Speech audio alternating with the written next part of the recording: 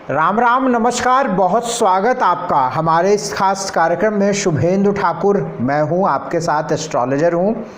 उपस्थित हूं सूर्य के ट्रांजिट की बात करने के लिए। सूर्य ग्रह हर एक महीने में अपनी राशि को परिवर्तित करते हैं और इसी क्रम में सूर्य मिथुन राशि से निकलकर कर्क राशि में जा रहे हैं। अगला एक महीना आपका कैसा होगा, ये जो सूर्य का परिवर्तन है आपके जीवन को कैसे प्रभावित करेगा, इसी बात को हम इस वीडियो में समझेंगे। सूर्य मिथुन राशि में यानी बुध की राशि में अभी तक गोचर कर रहे थे। अब 16 जुलाई को सूर्य 11:19 दिन में ये कर्क राशि चंद्रमा की राशि में प्रवेश करेंगे और यहाँ पर ये 16 अगस्त तक रहेंगे। यानी सूर्य का जो गोचर कर्क राशि का रहेगा, चौथी राशि 4 नंबर की राशि होती है कर्क की, और उसी में सूर्य प्रवेश कर रहे हैं 16 जुलाई को। ये पूरी बात जो अभी हम आपसे करने वाले हैं ये 16 जुलाई से लेकर 16 अगस्त तक की रहेगी। और 16 अगस्त को सूर्य अगली सिंह राशि सूर्य की राशि में स्वराशि में प्रवेश करेंगे, वो फिर तब की तब बात करेंगे। तो कर्क राशि के जो सूर्य का जो गोचर होता है, अभी तक का जो हमारा एक्सपीरियंस कुछ सालों का रहा उसमें बहुत अच्छा तो नहीं रहा है, क्योंकि जब कर्क का सूर्य होता है तो वाटर बॉर्न डिजीज जरूर होती हैं, पानी से संबंधित बीमारियां फैलती हैं और लोगों को परेशानियां होती हैं। बहरहाल ये राशिवार कैसा प्रभाव देगा, मेष से मीन तक इसकी बात करेंगे। मेरा आपसे निवेदन है कि इसे आप अपनी चंद्र राशि या आप लग्न राशि पर इसे मानिएगा, नाम आदि पर इसे मत समझिएगा। सबसे पहली राशि मेष राशि की बात। मेष राशि वालों के लिए सूर्य का जो गोचर है वो 4th हाउस से हो रहा है, चौथे भाव से हो रहा है। चौथे भाव से सूर्य का होना, गोचर होना बहुत अच्छा है आपके लिए, बहुत अनुकूल है, क्योंकि चौथे भाव में जब सूर्य होगा तो प्रतिष्ठा मिलती है, मान सम्मान बढ़ता है, एजुकेशन मिलती है। और सबसे बड़ी बात, अगर आपने कोई पढ़ाई की है और आपकी डिग्री रुकी हुई है तो इस वक्त में आपको डिग्री प्राप्त हो सकती है। चौथे भाव में सूर्य होगा तो 10वें भाव पर इसकी दृष्टि होगी, तो करियर को लेकर भी बढ़िया होगा, कर्म को लेकर भी बढ़िया होगा। और वैसे भी मेष राशि की यदि हम बात करते हैं तो मेष राशि वालों के लिए सूर्य एक अहम ग्रह हो जाते हैं, क्योंकि वो पंचमेश होते हैं, संतान के मालिक होते हैं। तो सूर्य का चौथे भाव में होना यानी कि इंडिकेशन ये है कि अगले एक महीने के बाद सूर्य 5वें भाव में आ जाएंगे, यानी अपनी स्वराशि में आ जाएंगे। तो आगे आने वाले समयों में कुछ अच्छा जो होना है उसकी शुरुआत अभी इस महीने में यानी 16 जुलाई के बाद होने की संभावना रहेगी। कुल मिलाकर मेष राशि वालों को सूर्य की वजह से लाभ ही मिलेगा, इसमें कहीं कोई संदेह नहीं है। सब अच्छा रहे, भगवान सूर्य को जल गायत्री मंत्र का जाप करते रहिए। वृषभ राशि वालों के लिए सूर्य का गोचर तीसरे घर से हो रहा है, 3rd हाउस से हो रहा है। 3rd हाउस में सूर्य का गोचर वृषभ लग्न या वृषभ राशि वालों के लिए बिल्कुल शुभ नहीं है। इस बात का तसल्ली से ध्यान कर लीजिए, जान लीजिए, और आपको अगले एक महीने बहुत सावधानी रखनी है। बेमतलब के बोलचाल से आपको बचना है, बातचीत डिबेट से आपको बचना है। चौथे घर का मालिक अपने भाव से 12वें तीसरे भाव में गोचर कर रहा है, ये इंडिकेशन दे रहा है कि ये वक्त प्रतिष्ठा के लिए बहुत अच्छा नहीं होगा। यह इंडिकेशन है कि यहाँ पर सूर्य का होना आपकी माता के स्वास्थ्य के लिए अच्छा नहीं होगा। आपकी माँ को कोई ना कोई स्वास्थ्य की तकलीफ होने की संभावना बनेगी। और तीसरे भाव में जब सूर्य होता है तो कहीं ना कहीं संघर्ष का सामना होता है, मानसिक उलझनें होती हैं। यद्यपि भाग्य भाव पर सूर्य की दृष्टि एक अच्छी बात रहेगी कि आपके भाग्य को बल मिलता रहेगा, लेकिन तीसरे घर में सूर्य का होना छोटे भाई बहनों से रिलेटेड, ट्रैवल के वक्त दौरान, यात्रा के दौरान, ड्राइविंग के दौरान, व तीसरा भाव चलायमान चीज़ों को बताता है। यानी अगर आप कोई टूरिंग जॉब में हैं, मार्केटिंग जॉब में हैं, ट्रैवल बहुत होता है, तो उन सब में व्यवधान होने की संभावना तीसरे भाव के सूर्य में होती है। उपाय कर लिया जाए, गेहूं का दान अगर इस वक्त में किया जाए ज़रूरतमंद को दोपहर के समय, तो अच्छे परिणाम मिलते हैं। अगली राशि मिथुन राशि। मिथुन राशि वालों के लिए सूर्य 2nd हाउस से गोचर करेंगे, दूसरे घर से गोचर करेंगे। दूसरे घर में सूर्य का गोचर अगर कुछ बातों को हटा दिया जाए तो ठीक परिणाम मिलेगा। कुछ बातों का कैसे, अगर आप अपने गले का थोड़ा ध्यान रखें, मुंह का ध्यान रखें, भाषा का ध्यान रखें, तो ये सूर्य ठीक परिणाम देंगे, यानी कि आपकी प्रतिष्ठा बढ़ेगी, बनेगी। क्योंकि दूसरे भाव में जब सूर्य होगा तो वो 10वें से पंचम होगा, यानी कर्म भाव से 5वें भाव में होगा, तो ये सिचुएशन आपके लिए ठीक होती है। ऐसे में कोई सरकारी रुका काम, सरकारी लाभ मिलने की संभावना होती है, प्रतिष्ठा हो जाती है, मतलब सूर्य का ट्रांजिट ठीक होगा। बस आपके दांतों में, मुंह में, गलों में और अहंकार, ईगोइस्टिक भाषा आपकी नहीं होनी चाहिए, इसका ध्यान रखें। बाकी चीज़ें ठीक रहनी चाहिए। उपाय क्या करना चाहिए मिथुन राशि वालों के लिए? सबसे अच्छा उपाय आपके लिए रहेगा गणेश भगवान की उपासना करना। जितना हो सके ओम गंगणपतये नमः मंत्र का जप करिए। और अगर आप किसी अन्य धर्म से आते हैं तो कुछ खाने पीने की चीज़ों का दान शनिवार की शाम को कर दिया करिए। अगली राशि कर्क राशि। कर्क राशि वालों के लिए जो सूर्य का गोचर है वो अच्छा रहेगा। एक तो सूर्य आपकी राशि में रहेंगे, हालांकि आपकी राशि में, कर्क राशि वालों की राशि में रहने पे एक दो चीज़ें थोड़ी सी सावधानी रखनी है, वो हम आपको बता देते हैं, लेकिन लगभग चीज़ें अच्छी होंगी। आपने पिछले 1-1.25 महीनों में देखा होगा कि आपका धन कहीं ना कहीं खर्च बहुत हुआ होगा, चाहे वो घूमने में, इन्वेस्ट करने में, निवेश करने में, या कहीं ना कहीं आपने पैसा जरूर लगाया होगा, या एक मोटा धन आपने खर्च किया होगा, या आपका सूर्य अगर कुंडली में बहुत बुरा है तो अननेसेसरी आपके खर्च पिछले 1.5 महीनों में हुए होंगे। जो आप खर्च चाहते नहीं थे वो खर्च आपका हुआ होगा, जिससे आपको बहुत सेटिस्फैक्शन नहीं होगा। लेकिन आने वाले समय में, यानी 16 जुलाई के बाद जो सूर्य कर्क राशि में जब गोचर करेंगे तो ये आपके खर्च को कम करेंगे, निश्चित कम होगा खर्च। बेमतलब का जो खर्च है, अननेसेसरी जो आपके खर्च हैं वो आपके रुकेंगे, और कहीं ना कहीं सेविंग आपकी बढ़नी शुरू होगी। और सूर्य के लगन में होने से एक चीज़ को और क्या होगा, कॉन्फिडेंस बहुत बढ़ेगा, आत्मविश्वास बढ़ेगा। लेकिन ये सूर्य जब कर्क के होंगे तो साहसी, वैसे लगन में तो बनाता है, लेकिन जब कर्क का सूर्य होगा तो ये व्यक्ति को दुस्साहसी बनाता है। तो कॉन्फिडेंट रहिएगा, लेकिन ओवर कॉन्फिडेंट रहने से बचिएगा, क्योंकि सूर्य जब लगन में होगा तो बेमतलब का तपाक से बोलना आपको नुकसान करा देगा। तो थोड़ा सोच समझ के आप बातचीत करिएगा, ये आपके लिए लगभग चीज़ें ठीक रहेंगी। कर्क का सूर्य होने पर सिर दर्द होने की संभावना बनती है, तो ये ध्यान रखिएगा। जो जो होता है वही वही मैं बता रहा हूँ, और आपसे हम, चूँकि हमारी भी रिसर्च हमेशा चलती रहती है, तो आप भी इस आकलन किया करिए महीने को कि जो जो हमने बताई उससे मिलती जुलती चीज़ें हुई कि नहीं। अब देखो, मैं अंतर्यामी तो नहीं हूँ कि हम आपको बता देंगे, ये एक कैलकुलेशन है, एक गणित है, लेकिन हम प्रयास मेरा रहता है कि हमारी कैलकुलेशन बिल्कुल अलग रहे। अगर आपको हमारी कैलकुलेशन, हमारा विश्लेषण, हमारी कुंडली की पकड़ जानना है तो आप हर शनिवार को रात 9 बजे हमारा लाइव प्रोग्राम देखिएगा। आपको हैरान हो जाएंगे आपकी ये कैसे कोई बता सकता है एकदम एग्जैक्ट चीज़ की, आपके घर के सामने इस समय ये हो रहा है, आपके पड़ोस में ये हो रहा है, आपके साथ ऐसी स्थिति हो रही है, आपकी माँ को ये हुआ होगा।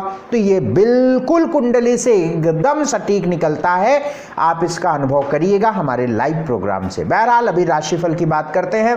कर्क राशि वालों के लिए समय लगभग ठीक है। उपाय के तौर पे भगवान सूर्य को जल देना, गायत्री मंत्र का जप करना आपको लाभ देगा। अगली राशि सिंह राशि, लियो की बात। बहुत जिम्मेदारी से कह रहा हूं और बहुत ईमानदारी से कह रहा हूं, सिंह राशि आपकी हो, सिंह लग्न हो आपकी, तो आपके लिए यह सूर्य का गोचर बिल्कुल अच्छा नहीं है। इस बात का ध्यान रखिएगा, क्योंकि आपकी ही राशि के मालिक सूर्य होते हैं और 12वें भाव में जा रहे हैं। 2-3 चीज़ें तो निश्चित आप महसूस करेंगे इस 1 महीने में। पहली चीज़ आपका स्वास्थ्य कहीं ना कहीं 16 जुलाई से 16 अगस्त के बीच में डाउन होगा। कोई बड़ी दिक्कत होगी, ये बात इस बात पे निर्भर करता है कि आपकी जन्म कुंडली में सूर्य कैसे है। बाकी गोचर में सूर्य का प्रभाव 12वें भाव में होगा, तो ये हेल्थ के लिए अच्छा नहीं होता है। रात की नींद डिस्टर्ब होगी, सिर दर्द होगा, मन डल रहेगा, उदास रहेगा, बुझा बुझा रहेगा, आत्मविश्वास कम रहेगा, एक एनर्जी होती है वो नहीं रहेगी, और कहीं ना कहीं आपको एक भ्रमित वाली स्थिति आपकी रहेगी स्वास्थ्य को लेकर। दूसरी चीज़, आपके खर्च बढ़ जाएंगे इस वक्त में, क्योंकि 12वां भाव खर्च का होता है, और जब लग्नेश 12वें घर में जाता है तो किसी रूप से खर्च बहुत अधिक होता है, चाहे वो दवाइयों पर जाए चाहे अन्य चीज़ों पर जाए, तो खर्च आपके बढ़ती हुई स्थिति में नज़र आ रहा है। कुल मिलाकर कोई बड़े निर्णय लेने का वक्त नहीं है, आप 16 अगस्त तक रुक जाइए। 16 अगस्त के बाद जब सूर्य आपकी ही राशि में प्रवेश करेंगे तो एक अच्छा वक्त रहेगा, तो आपके लिए बहुत बेहतरीन समय रहेगा। तो कोई अभी बड़े निर्णय डिसीजन आप मत लीजिएगा, खास तौर से विवाह से रिलेटेड निर्णय मत लीजिएगा इस वक्त में। विवाह से रिलेटेड निर्णय निश्चित आपका खराब होगा, ये बात गारंटी देकर कह रहा हूँ। हल्की बात हमारी नहीं होती है, आप हमें फॉलो करिए, आप हमारे ये लाइव प्रोग्राम देखिए जो शनिवार को रात 9 बजे होता है, आपको गंभीरता पता चलेगी हमारी ज्योतिष की। हमारी ज्योतिष बिल्कुल अलग तरीके से है, अलग है, कैलकुलेटिव है, गणित है और बिल्कुल सटीक है। तो आप इसे देखेंगे तो आपको समझ में आएगा। सब कुछ अच्छा रहे, उपाय के तौर पे भगवान सूर्य को जल देना, गायत्री मंत्र का जप करते रहना, ये आपके लिए अच्छा रहेगा। सिंह राशि वालों के लिए बात कर रहा हूं मैं। अगली राशि कन्या राशि के लिए। कन्या राशि वालों के लिए सूर्य का प्रवेश 11वें घर से होगा।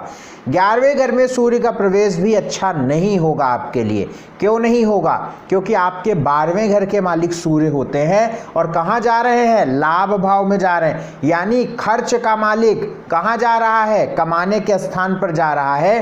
तो ऐसी स्थिति रहेगी कि धन थोड़ा सा कमाने में दिक्कत होगी, व्यवधान आएगा, आपके जो आपकी इनकम है उसमें रुकावटें आएंगी, खर्च अधिक बढ़ जाएगा। अगर आप नॉन वेजिटेरियन हैं, अगर आप नॉन वेज खाते हैं, तो इस 1 महीने में आपके संतान का स्वास्थ्य अवश्य खराब होगा, ये बिल्कुल बता रहा हूँ। अगर आप वेजिटेरियन हैं तो आपके संतान को कुछ नहीं होगा। अगर आप नॉन वेज खाते हैं तो निश्चित आपके संतान को स्वास्थ्य की तकलीफ इस महीने देखने को मिलेगी ही मिलेगी। प्रतिष्ठा कम होगी, खर्च अधिक होगा, कमाई कम होगी, ऐसी स्थिति इस 1 महीनों में देखने को मिलेगी। सब ठीक रहे इसके लिए मंगलवार और रविवार को 11 बजे से लेकर 2 बजे के बीच में गेहूं का दान किसी ज़रूरतमंद को करना आपको लाभ देगा। तुला राशि वालों के लिए सूर्य का जो गोचर है वो 10वें घर से है। 10वें घर से सूर्य का गोचर तुला राशि वालों के लिए अच्छा रहेगा, अनुकूल रहेगा।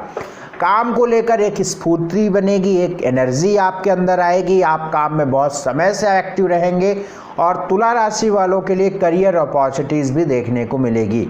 एक लाभ की स्थिति बनेगी और कुछ ऐसा आपके साथ अब होगा जो आने वाले समयों में आपको धन लाभ की तरफ लेकर जाएगा, निश्चित लेकर जाएगा।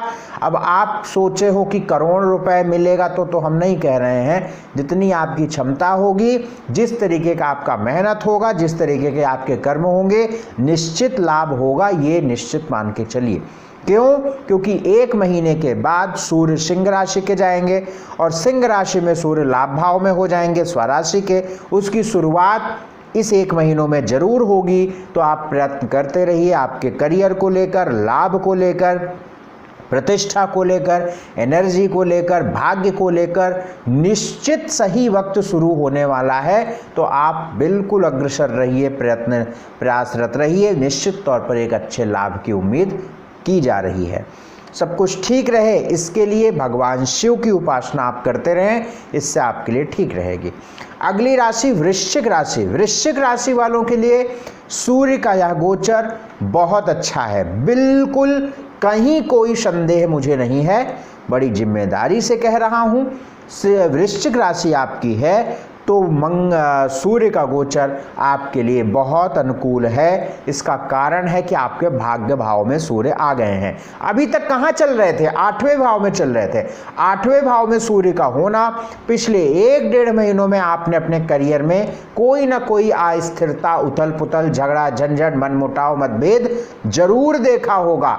या तो करियर में या तो पिता के साथ जरूर देखा होगा, या पिता को कोई स्वास्थ्य की तकलीफ देखी होगी।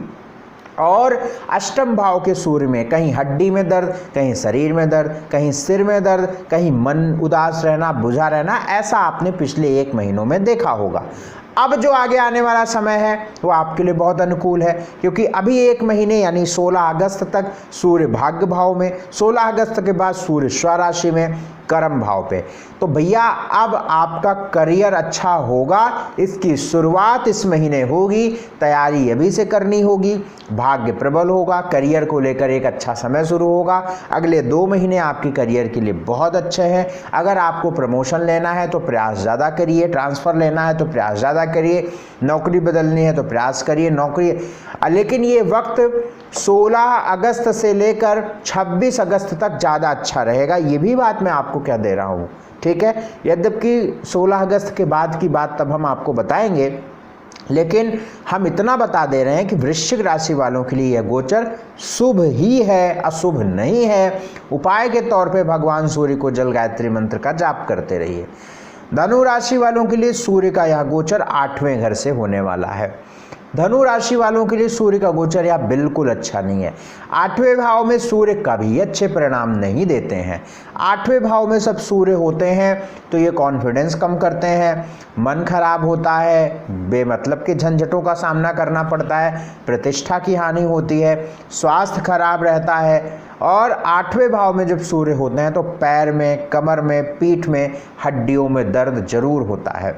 और चूंकि यहाँ पे सूर्य भाग्य के मालिक हैं तो ये भाग्य की प्रबलता को भी घटा देते हैं, यानी भाग्य भी कम साथ देने लगता है।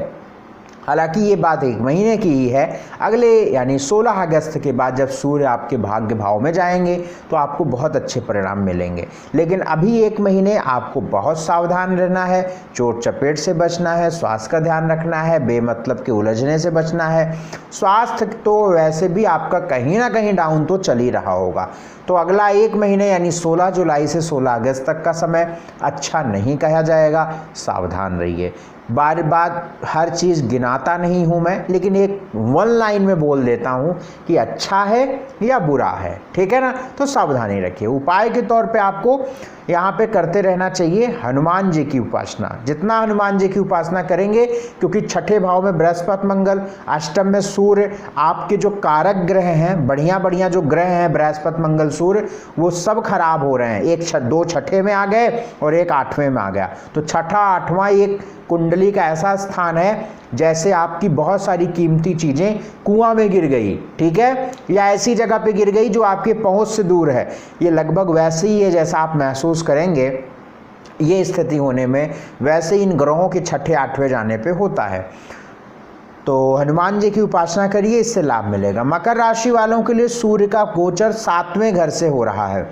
7वें घर में भी सूर्य का गोचर बहुत अच्छा तो नहीं कहा जाएगा, लेकिन पहले 1 महीने की तुलना में ठीक कहा जाएगा। बशर्ते यहाँ पे ध्यान रखना है दाम्पत्य जीवन का। सूर्य जब 7वें घर में होंगे, और हमने सैकड़ों कुंडलियाँ देखी हैं, 7वें घर के सूर्य में खराबी होती है। कई वैवाहिक जीवन हमने देखा है 7वें।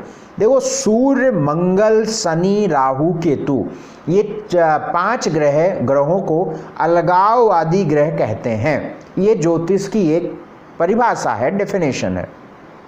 उसी प्रकार से जब सूर्य 7वें घर में होते हैं तो ये मैरिटल लाइफ के लिए, दाम्पत्य जीवन के लिए अच्छा नहीं होता है। पार्टनरशिप में बिजनेस करते हैं तो अच्छा नहीं होता है। डेली इनकम के लिए बिजनेस अच्छा नहीं होता है। हाँ, 7वें घर में होने पर सूर्य की दृष्टि लग्न पर होती है, तो लग्न पर होने से सूर्य की दृष्टि कॉन्फिडेंस बढ़ाता है, आत्मविश्वास बढ़ाता है। लेकिन कई मामलों में ये सूर्य जब लगन में दृष्टि डालता है तो ओवर कॉन्फिडेंट भी कर देता है, यानी बड़बोलापन, बहुत बड़ी बड़ी बातें बोलकर ये नुकसान भी दिलाता है।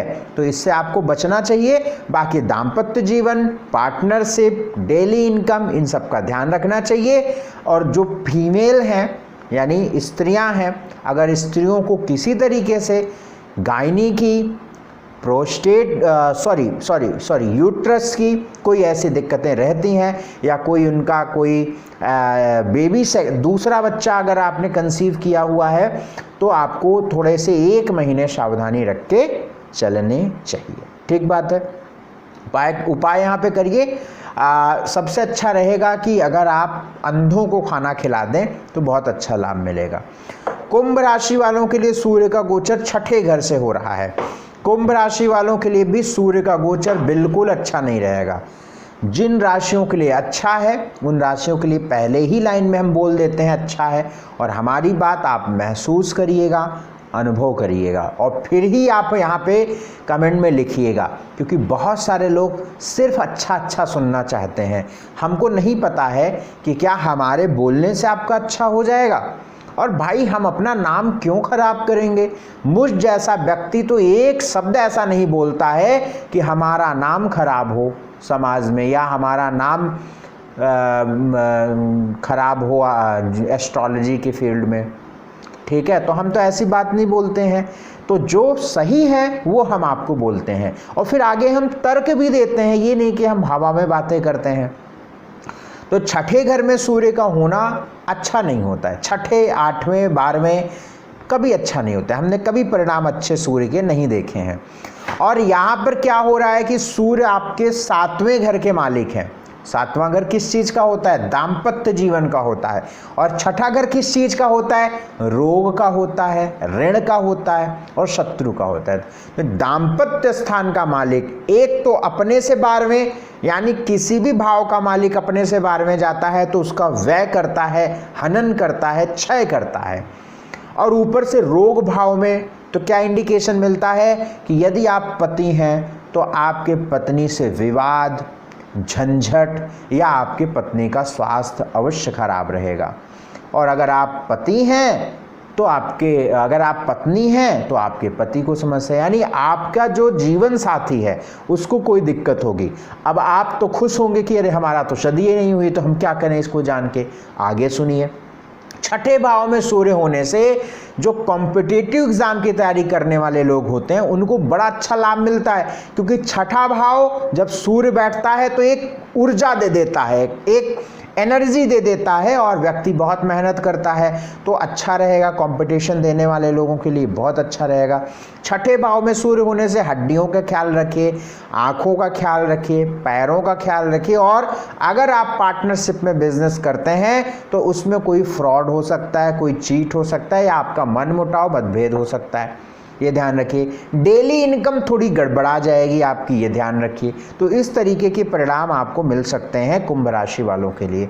तो कुल मिलाकर कुंभ राशि वालों के लिए सूर्य का जो छठे भाव में योग है ये अच्छा नहीं है। स्वास्थ्य के लिए खराब है, रिश्तों के लिए खराब है। बस एक चीज़ ठीक है जो हमने बताया, कॉम्पिटिटिव एग्जाम के लिए, ठीक है ना। कुछ मामलों में कोर्ट कचहरी में भी थोड़ा ठीक हो जाता है, लेकिन बहुत अच्छे हालात वहाँ पे हमने नहीं देखे हैं, ठीक है ना। फिर भी उपाय के तौर पर आपको हम बता दें कि यहाँ पे उपाय आपको गेहूं का दान अगर आप रविवार मंगलवार को दोपहर में करें 11 से 2 के बीच में किसी ज़रूरतमंद को, तो अच्छा लाभ मिलता है। मीन राशि वालों के लिए सूर्य के गोचर की बात। मीन राशि वालों के सूर्य 5वें भाव में प्रवेश कर रहे हैं। वैसे तो 5वें भाव में सूर्य का रहना, बैठना हमने कई अनुभव किए हैं, बहुत अच्छा होता है 5वें भाव में सूर्य का होना।